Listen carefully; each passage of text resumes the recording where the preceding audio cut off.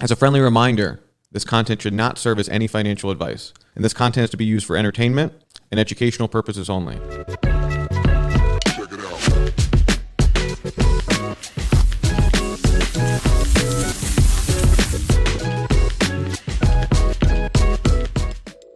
Okay, welcome to the very second episode of the XTZNews podcast. I'm joined with Kevin. Kevin, how are you doing today?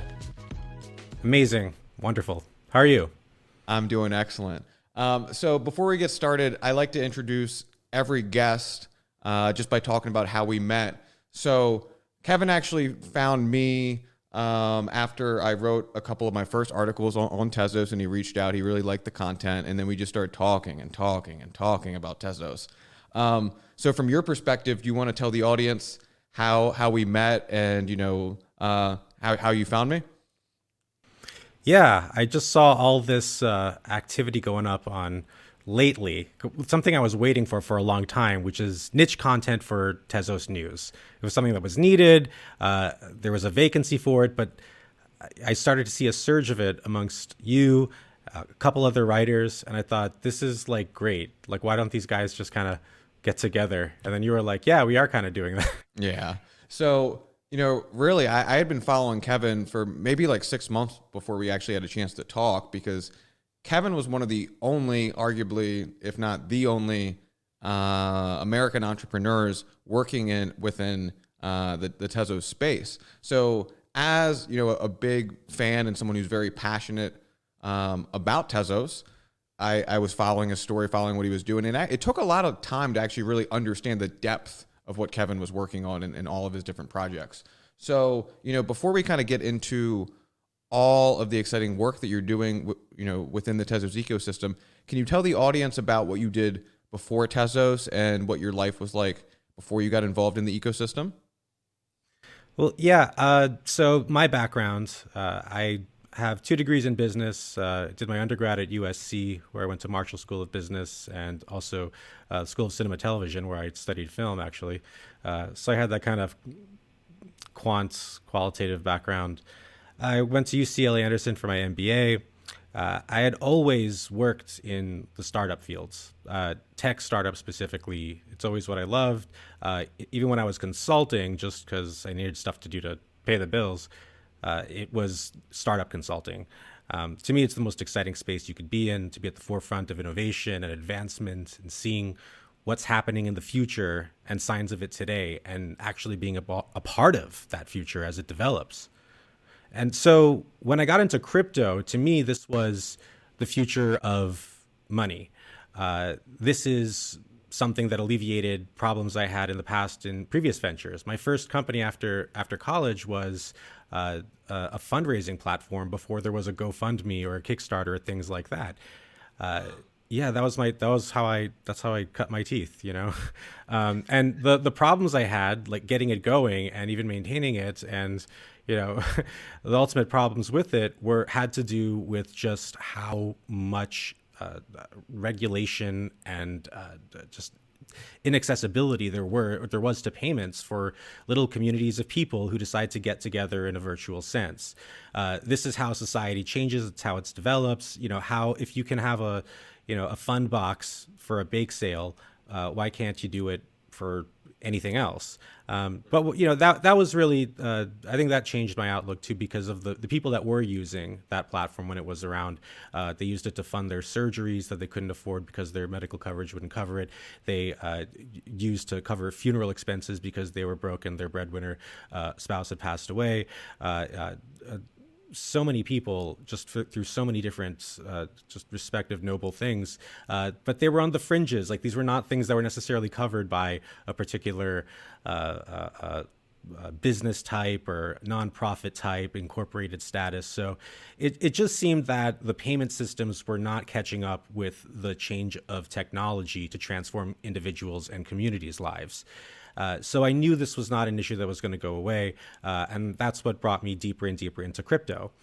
But when it came to where I wanted to do my stuff in crypto, like where I wanted to focus on, I couldn't get behind any one blockchain. In particular, I had an issue with Ethereum as a smart contracting platform.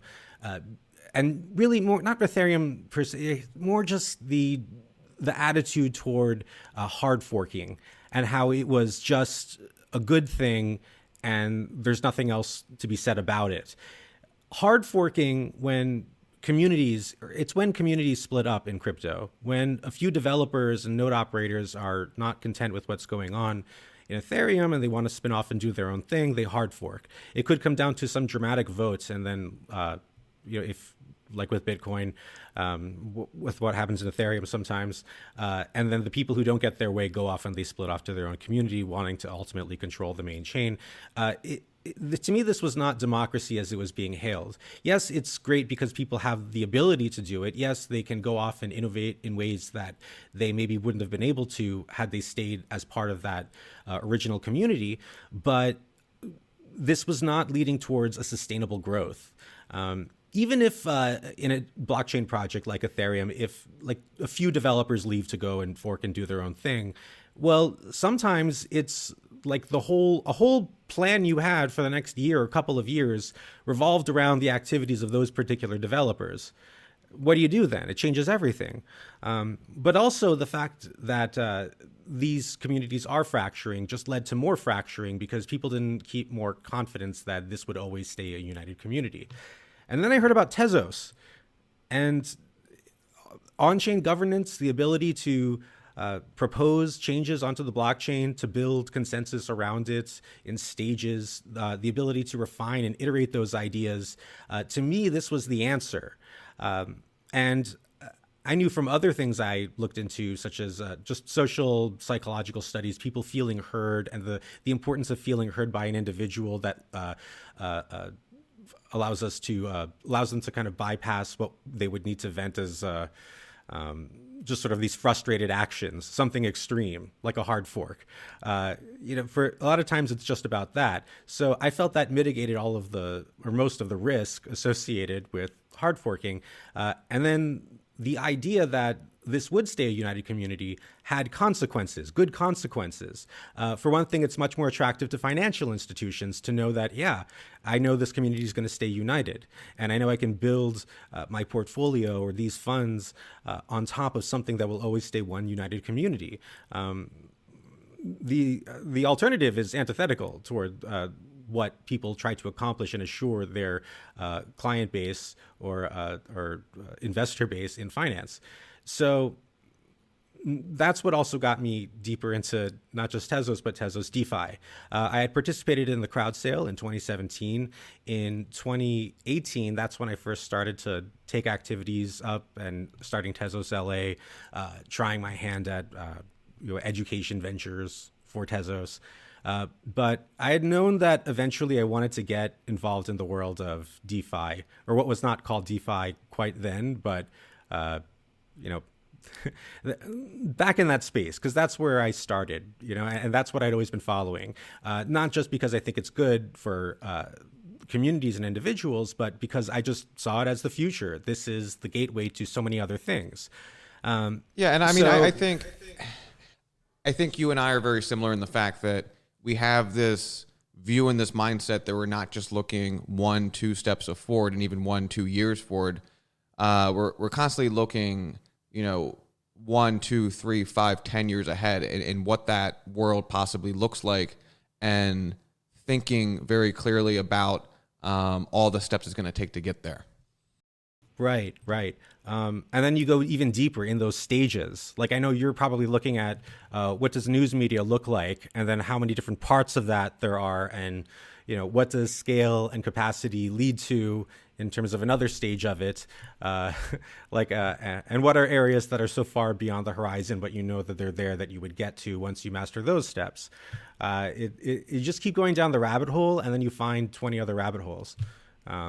And then it's sort of, okay, well, what are the stages here? Because you have to prioritize things and then put them in a certain order. It's like, okay, this before that, horse before carriage. And then maybe this needs to be validated by that market. Maybe we'd see a little bit more development on that side, and then we'll go in this direction. But I think the most rewarding part is, though, mastering it, but like something new that nobody else really puts their expertise into, yeah, it's because it's a rare thing, it's a special thing. It's like, oh, cool. It's not like there's necessarily full communities. Like we have to create them. Like Tezos DeFi, I have to create a Tezos DeFi group when I want to talk about Tezos DeFi. But it is exciting once you know what's underneath, once you know what's coming, and you can kind of see things that, wow, we don't even have a language for this stuff yet, but there are sets of ideas, and let's find the other people who are interested in it so we can all collectively develop a language about this. That's fun. Who else gets to do that? Yeah, for sure. And, I'm so excited to kind of get into everything from the news from the United States government around stablecoins, and then all the exciting work you're doing. But before we get into all that, let's just talk and teach the audience about what a stablecoin is, because I think we will have a lot of people that might watch this show and actually have no idea what a stablecoin is. So could you kind of talk about, from your perspective, how you would like to explain the concept of a stablecoin in both the Tezos world and then just the broader cryptocurrency space as well? Yeah, stablecoin in general, and there are many kinds of stablecoins. So in my mind, it's always hard to see it as a monolith, but that's the reality of how we need to refer to these types of instruments. What they are coins that are not meant to change in price based on their own variable properties intrinsically, but rather that of something that coin and its price are intended to reflect. So, for example,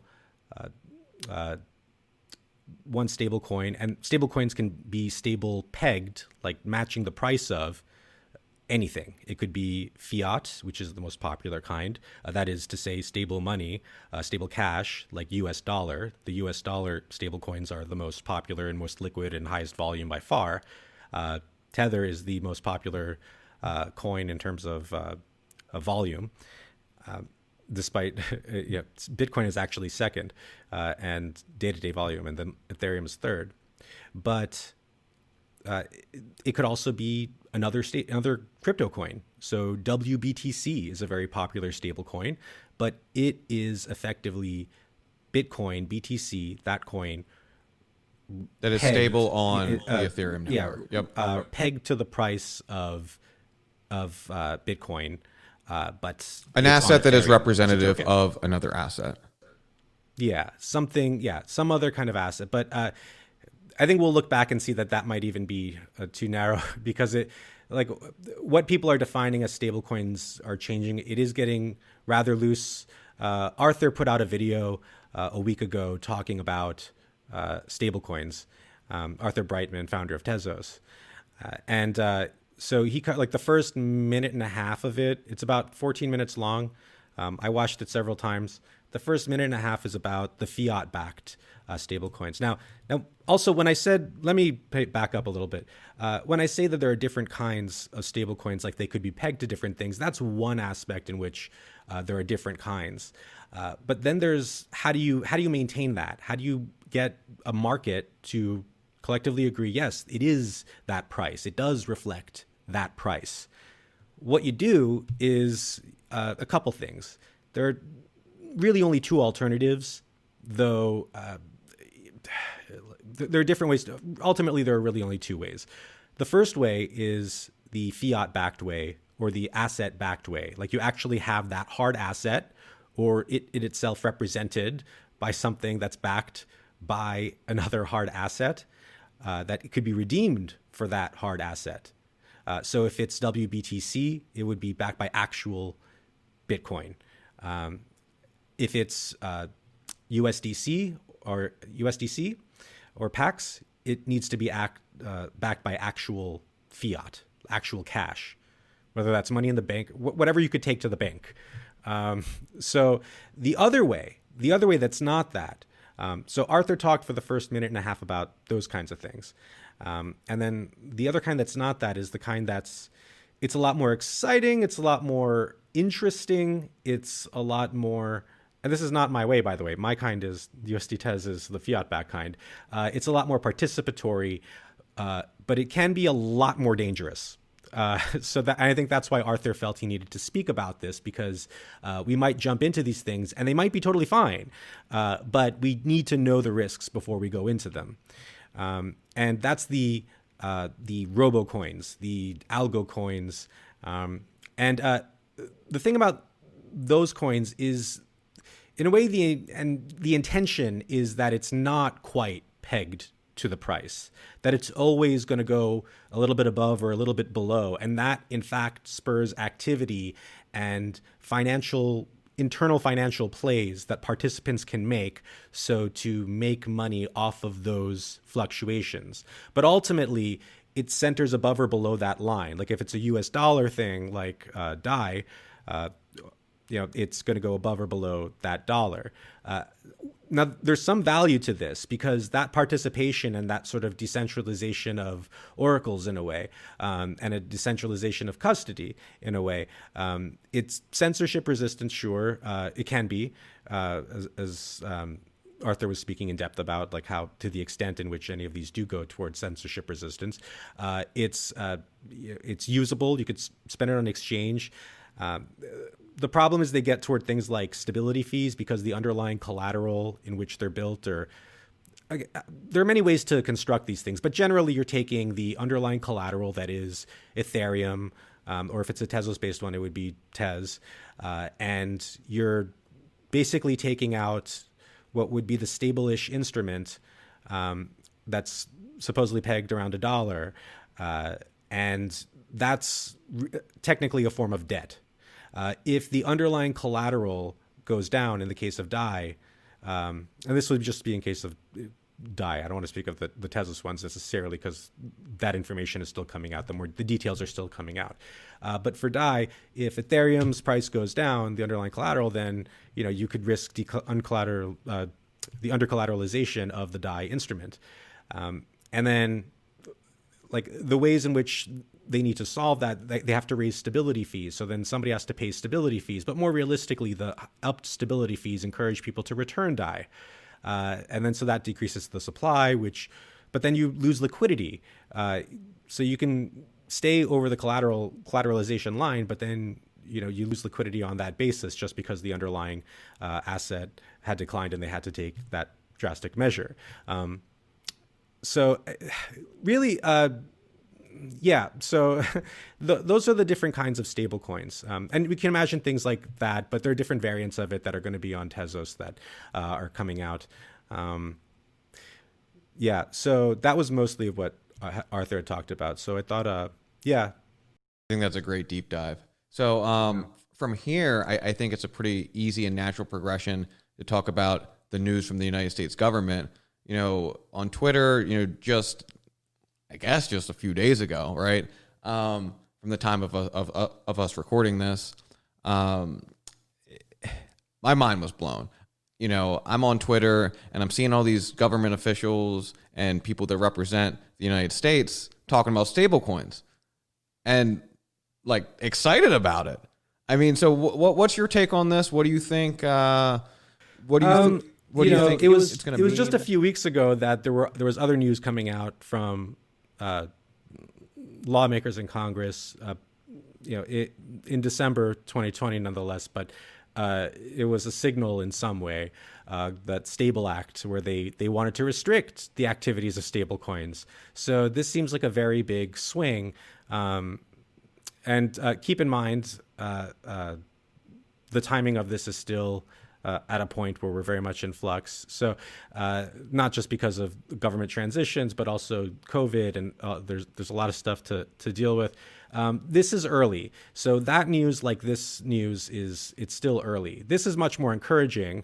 And it's not a bill. I mean, it's guideline recommendations, but it's still just like so meaning that I think it's more meaningful than the absolute value of that Stable Act proposal, because that bill had died when Congress went into recess for the holidays. Good start, but let's not just get too excited yet. It's still a long uphill battle. There are a lot of things that need to happen. I think in terms of banks that will begin to try I guess the main highlight of that feature is that banks, it opened the door to say, hey, banks, you can consider bringing stablecoins in and accepting them as settlement payments. And I think that's ultimately a good thing, particularly if you don't want to force these decentralization hawks to do something in the realm of innovation that just pushes all of their finances and all of their existence off the grid so that the government can never track them, aggravating that situation. I think it's great to say, no, you know what? This is the future. It can't really be stopped. So let's come to the table. Let's encourage this innovation. Let's, invite people to come in. Let's have good players in it so that they can do well. It doesn't have to be a tense game between government and the crypto world. It can work hand in hand, much like it did for the dawn of the internet and the encouragement of the internet. So that's how I see it. So it'll be interesting to see what unfolds this year. But it is good to see that I think it's being seen in crypto is being seen for the depths that it is. I think mostly because people of any generation can admire and the sense of when our actual use and of a product in payments changes. Everybody has experienced going from cash to online credit card payments to something like a Apple Pay or a Venmo. Things have always gone in the realm of more and more digital, more and more stateless. The idea that this is another piece of the progression puzzle that it can't just be avoided, it has to be embraced. So let's get this on the books the right way. That's something that I think we're seeing the signs of from lawmakers, which is a great thing. But, yeah, I mean, and to echo what you said, I don't think it's, the most groundbreaking thing in the world, right? But at the same time, I see a dialogue change and a narrative change, and I see a difference of U.S. government being willing to talk about cryptocurrency and talk about it positively. And I think that's a really good first step. Yeah.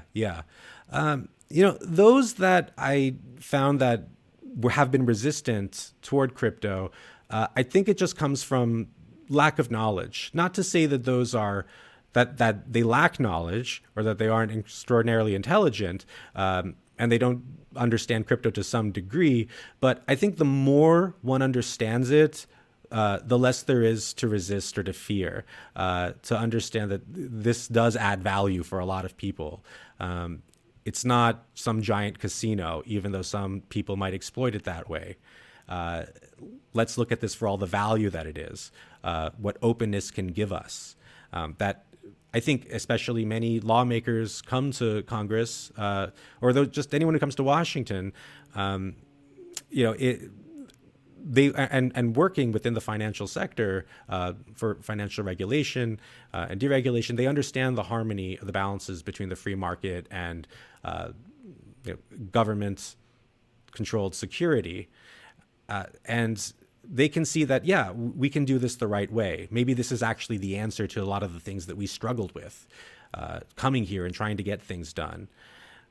So maybe if we take it in the right way, we invite people to the table, this could just might be the greatest thing and the greatest revolution we have for both sides of that interest.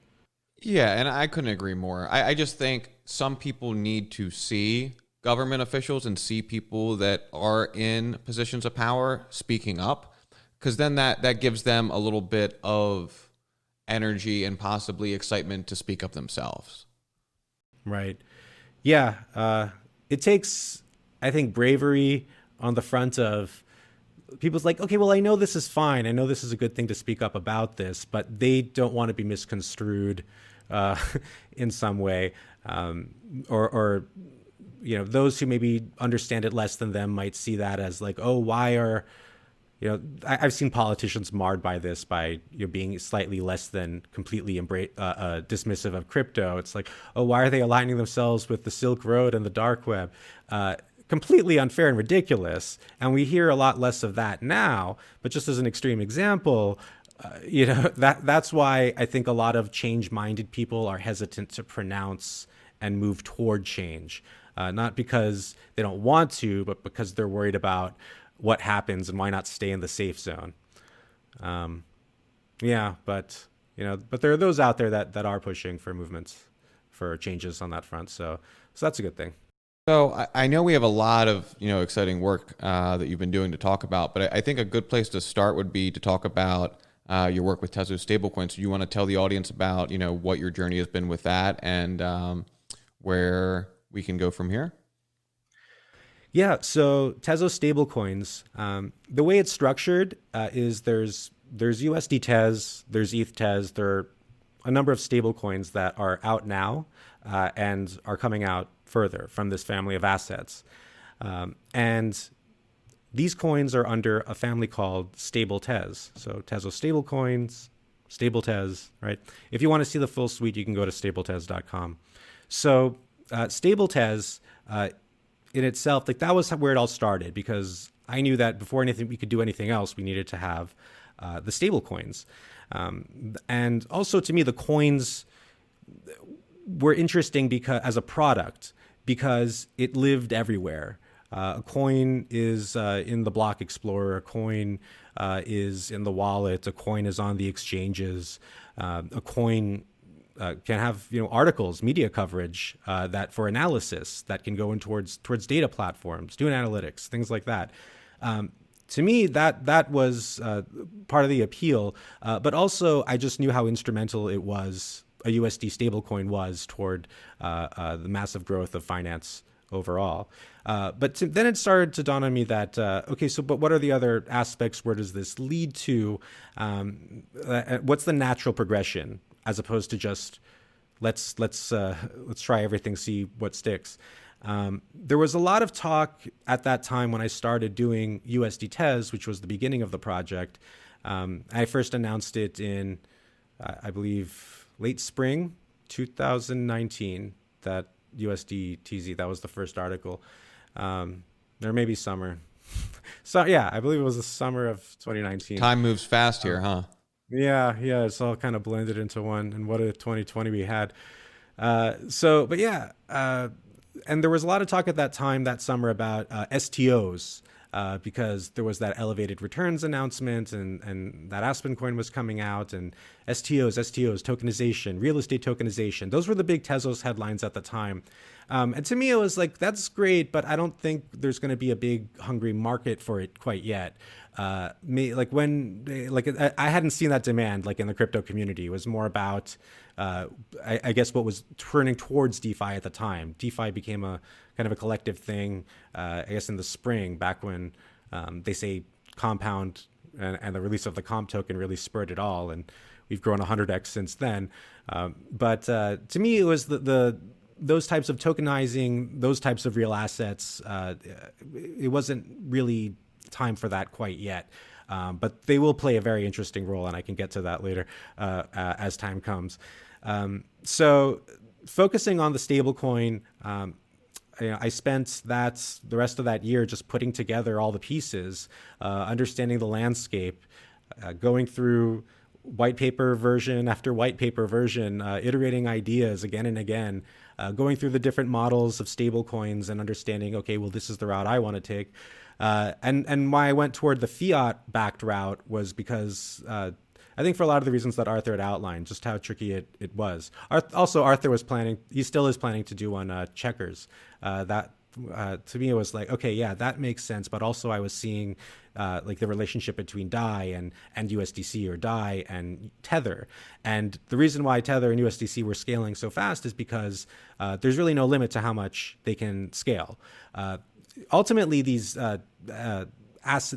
crypto asset-backed Robocoins, they are like DAI and such.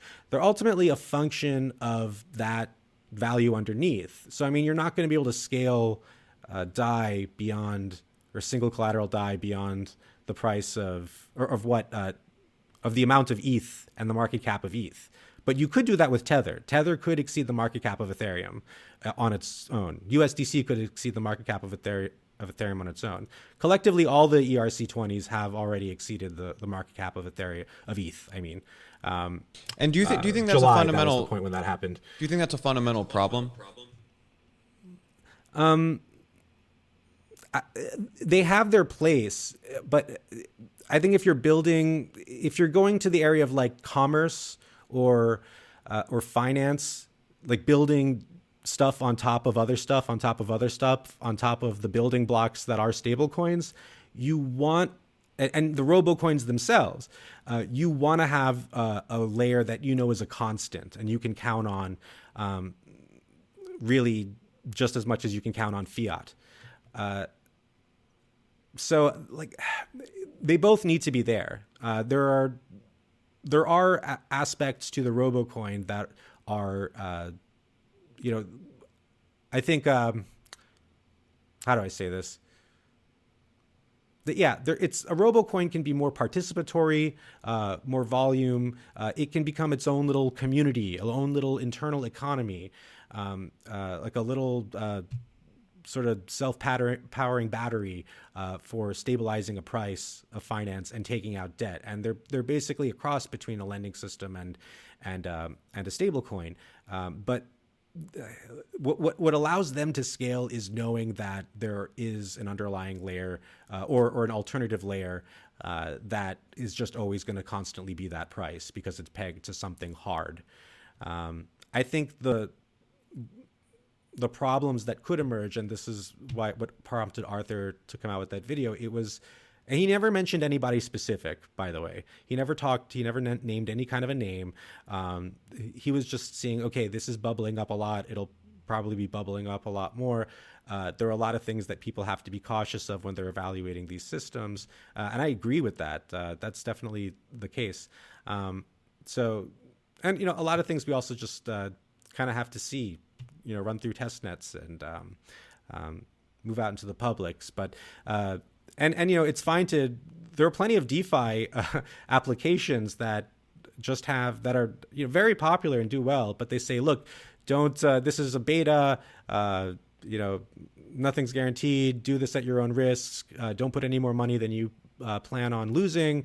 And that's in the disclaimer now. Before you use like very, very popular DeFi applications, very common. I mean, it's almost standard apparently at this point, right? I mean, it's almost you go onto these applications and it's almost to be expected if you're kind of going through the Ethereum network and playing around with this stuff. And I think that's actually a core difference between the Ethereum community and then the Tezos community is that the Tezos community has a much, much stronger focus on audits, on making sure that everything is right and other people get their eyes on it, right? And that it's gone through all this different stuff so that it is safe for use. Yeah. They're more conservative on that front.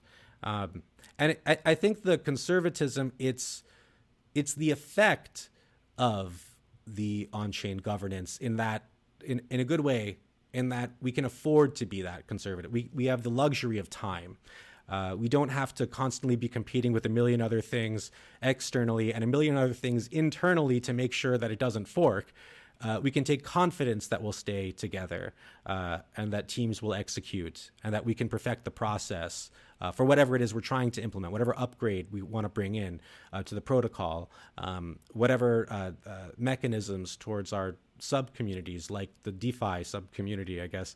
I don't like the term sub-community. Let's say area of interest, because ultimately we're all connected. Those walls are not there. So that we can do better on any front, because we can keep self-perfecting as a community, just as we continually self-perfect as a protocol. I think the values of the community are ultimately reflective of and a consequence of the values of the technology and the on-chain governance. Mm-hmm. So tell me more about, what does the Tezos community have to look forward to that you've been working on, over the next coming months and honestly just throughout the next year? Yeah, the way I see it, really, so there are two main forces that create DeFi. It's the native currency aspect, and that's the Tezos baking and Tez economic system that we've had since the beginning. And then there's the counter asset, and that is the stablecoins, the things that would counter it by giving it an alternative thing for which to pair or swap for that coin, for that native currency. And to think of those two things as like, I like to think of like, for Star Trek people, like warp drive. It's matter antimatter, and the antimatter collision is what renders the warp drive because of all the energy that comes in. So think of that as like the hot and the cold. And through that, we've been able to create the basic parts of DeFi, trading. That's what ultimately comes next. So Dexter Exchange was the first to do that. Quipu Swap is coming out soon. I hope that's by Madfish. Dexter Exchange is by Camel Case. And ultimately TezX, and I think there are a few other options that are coming on the table of exchanges that had been announced. But what comes after the trading, and by the way, in the trading, it's not just that you can trade, you can also provide to liquidity pools. So this is something that the first type of yield mechanism based off of the entrance of these stable assets on Tezos since the yielding of baked Tez. So this is the first other kind of way to earn, but also those coins are also baked within TezX, Dexter Exchange itself, and within QuipuSwap. But what comes after that, and ultimately what creates the banking-like element as a consequence, not banking, more like just the economic system that people are used to, where it's not just, okay, now you can take your money and put it in crypto and then do stuff with it, and then take your money back, put it in the bank account, but just the ability to yield something in sort of a safer, constant way, the ability to collateralize something so that other kinds of money can be taken out or other lines of credit can be opened up. And that is a lending system. So the entrance of a lending system historically has been what powered what we call the modern civilization since the Renaissance. Since the early Dutch Golden Age, the entrance of lending system was enabled the concept that people could bank on the future being better than today, that money can be collateralized so that something else could be taken out, some other resource can be taken out, that people could open up lines of credit based on trust, and that if people were not to repay a payment, that there would be confidence that a system would be in place to enforce that. So that could be a court system generally. So really, I mean, you can trace it back to systems like that, where a lending system in a decentralized manner really began, and the possibilities that then opened up in terms of human development and social development. So systems of debt, and then ultimately different kinds of derivative aspects, then came to grow as a function of the success of lending systems, which is ultimately where we plan to take ours. So, but to start that, we're doing Tezos Finance, TezFin. TezFin, Tezos Finance, it hinges on the interaction of these forces of supply and demand. A liquidity pool for lending, so that you'd have a lending pool where one can gain returns based on an interest rate, and then who then funds that interest rate, which are the borrowers on the other side. So a way a person can participate, you have, let's say, a bunch of USDtez, or a bunch of Tez, or a bunch of ETHtez, or WBTC, or Staker, or whatever else would be on this platform. So on the other side, you have borrowers, and the way the borrowers come into the picture, first they have to start out as lenders. So they have to add money to the liquidity pool, to the lending pool. Then they can opt to collateralize, to use as collateral that lending amount. So at one rate, they're actually getting a return based on the interest, but then they open up the possibility that they could owe debt based on borrowing. And what they can borrow would be another type of asset. So you can put in your USDtez and borrow Tez, or you could put in Tez and borrow USDtez, or you could put in ETHtez, borrow Tez, or Tez, borrow ETHtez, whatever you like. And already, I mean, when you think of, okay, well, what do you do with these things that you borrow? Well, when it comes to ETHtez and USDtez, well, that would likely be something in another area of DeFi, like going on Dexter, trading on there, or adding to a liquidity pool on there. And if a person does this, they're probably confident that whatever activity they do with that money will offset whatever amount that they owe. So the borrowing rate is something they need to watch as well, so that in particular they don't want to owe more money than they needed to from the beginning. So people have to be careful with their own decisions and personal responsibility on that front. Yeah, and I mean it's somewhat similar to the idea of, and you kind of prefaced this earlier, but somewhat similar to the idea of credit built on top of the cryptosphere, right? And these concepts that we already know and understand, but a layer deeper within Tezos. Yeah. And collectively there will be a growth of debt, a growth of liquidity that's available, and all of that will be transparent and on the blockchain, as opposed to, I think, with traditional banking solutions or traditional lending solutions, rather, it's more about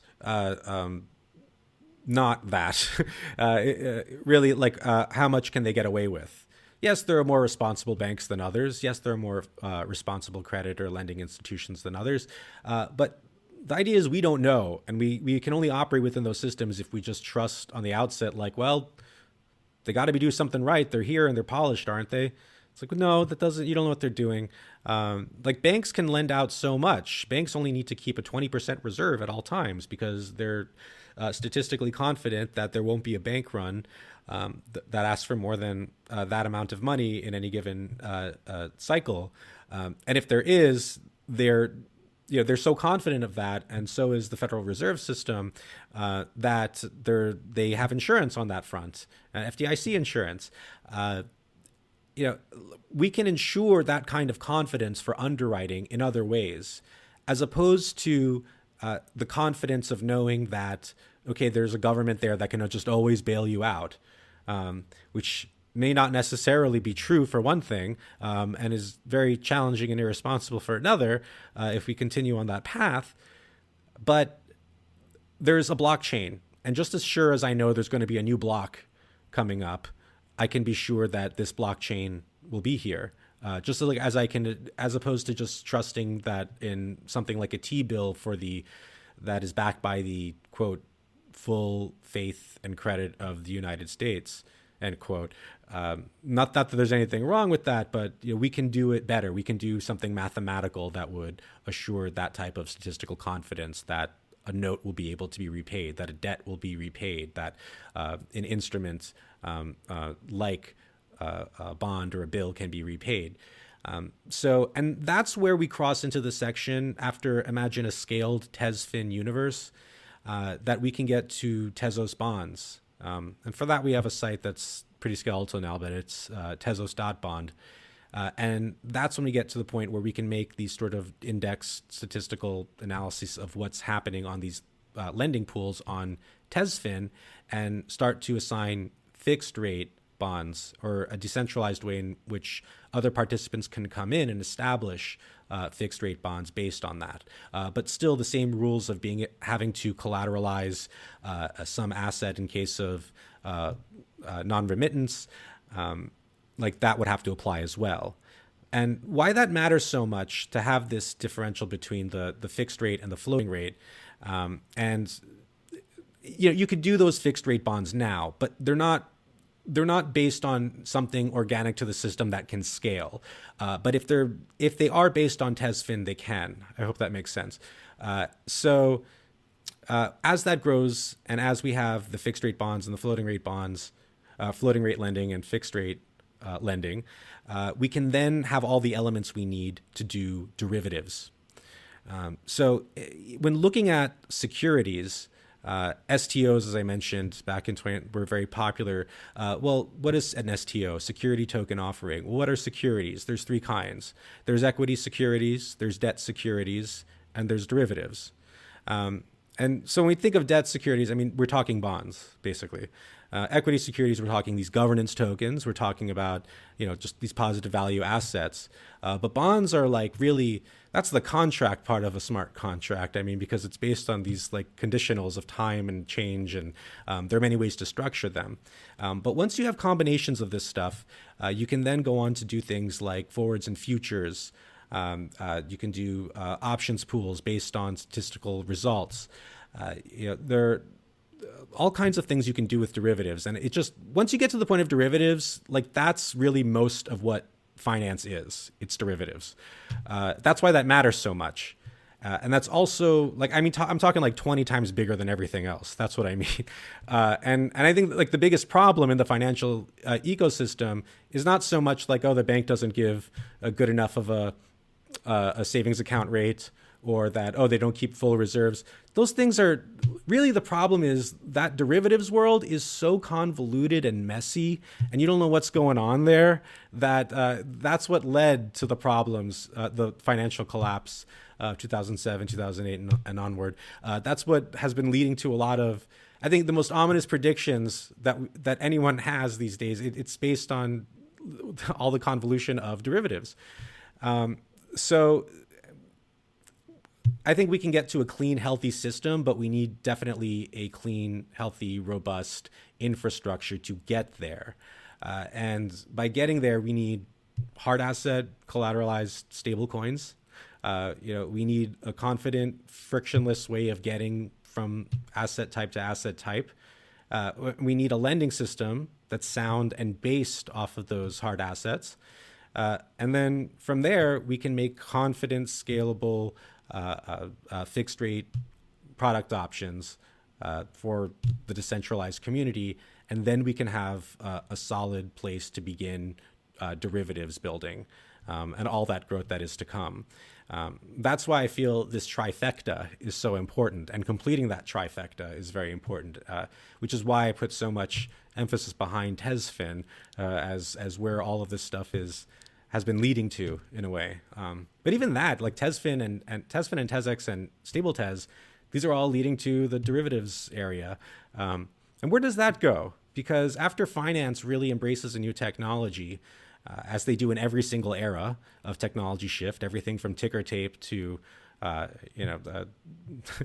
internets and everything today, then it moves on to things like industry and going down that chain and toward educational resources.